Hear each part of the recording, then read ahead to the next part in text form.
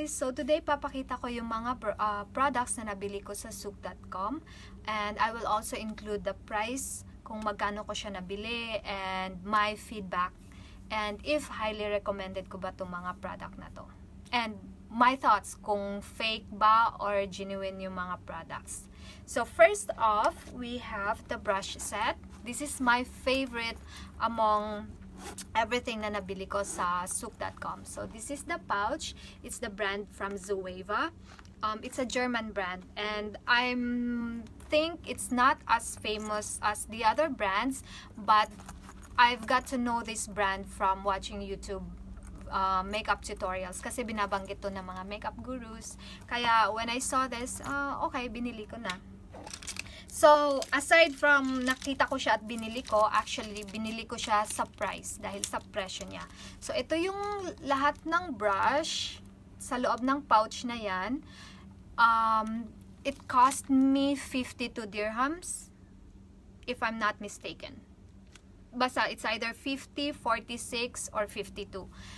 And, sa dami na itong brush na to, sa ganong price, wow, jackpot. Actually, very, very jackpot. Kasi, lalo na ang pinakagusto ko sa brush na to, meron siyang, kompleto yung sa mata niya. Ito yung gagamitin mo sa transition shade. And then, gagamitin mo to para sa yung dark colors dito sa side na to. Or, in my case, ito yung ginagamit ko. Kasi, feeling ko ang liit lang ng space ko dito, kaya mas kailangan ko ng mas maliit na brush. So, ito yon. Ito siya. And sometimes, ito yung ginagamit ko para to blend the colors. And meron pa siyang isa. Actually, ito yung for blending. But, hindi ko pa siya nagagamit. Okay na ako sa tatlong to. And actually, pag pumunta ka sa mall, tumingin ka ng mga brush set or some individual brush. One time, pumunta ako doon. Actually, bago ako bumili ng set na to, pumunta muna ako sa mall. Tiningnan ko yung magkano yung mga brush, and one brush will cost you 50 dirhams and more. That time, nakita ko yung sa Gosh and sa Real Techniques. So, mga ganun yung range ng prices. So, dito, one set na 50 lang. And, maganda siya kasi malambot siya. Look. Ang lambot-lambot niya. So, wagi itong set na to. And then, meron din akong Real Techniques actually, pero dalawa lang ang meron ako kasi naiwan ko sa office yung iba. Ito naman, okay lang. Okay lang. Ito yung sa kilay ko. Pero gusto ko to kasi ito yung ginagamit ko sa kilay. The rest, okay lang. Nothing so special. Then, we have next, the Beautyblender. Ito, nabili ko siya ng 11 dirhams. 11 dirhams for a Beautyblender. Saan mo mahanap yun? Honestly, tingin ko totoo siya. Like, genuine siya. Look, kasi, di ba ang Beautyblender, pag maliit pa siya, pag dry siya, tas binasa mo siya, mag-e-expand siya. Which is ganito talaga ang nangyayari sa sponge na to. Nag-e-expand siya, kaya ganito siya kalaki. While, pag yung mga hindi totoo, like neto, matigas siya. Kahit basain ko siya, ganito pa rin siya. Basa man siya or dry, ito lang yung size niya. Ito, lumalaki, and lumalambot. And that is for the face. And next, we have the foundation. Ito, dalawang nabili ko from souk.com. For this, I think totoo din to. Yeah, I really think na totoo siya. Kasi, actually, tiningnan ko siya based sa packaging, okay naman, parang high quality, like the normal one. And then, wala siyang wrong spelling. Yung mga nakasulat niya, tama naman. Kasi dun nagkakatalo yung mga peke, diba? Minsan, mali yung spelling. So, ito totoo lahat. And pinatingin ko rin sa katrabaho ko kung sa tingin mo fake ba to or what. sa kanya din naman personally, sa tingin niya parang totoo din talaga. And so far, wala naman akong rashes or anything. So, at continue ko siyang ginagamit. And same goes with this one. Wala ding wrong spelling. Ito din yung ginagamit ko. And, tipid tips pala pag umorder online. Pumunta ka muna ng mall bago ka umorder online. Tingnan mo yung shade mo doon. Hanapin mo.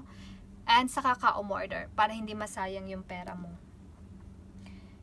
Then, we have... Next is the palette, my eyeshadow palette. This is from the brand The Balm.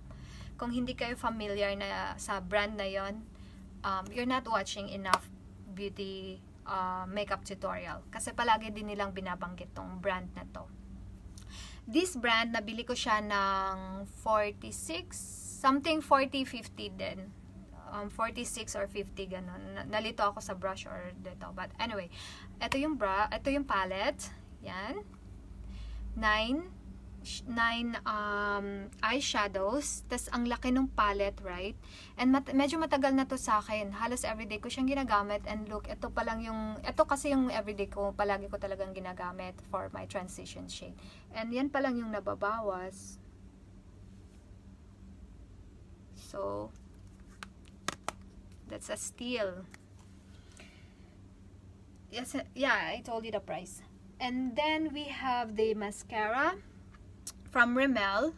Actually, Rimmel is not really an expensive brand. But, pag bumili ka ng mascara sa mall, aabutin ka ng, pinakamura na siguro yung 30. I'm not sure. Siguro, yeah, mga 30 itong ganitong mascara. Mga 30 to 240. Pero ito, nabili ko lang siya ng 11. So, what a steal, right? Ito siya. And then, tiningnan ko rin kung may mga maling spelling. Wala naman. And, wala naman sa English na part.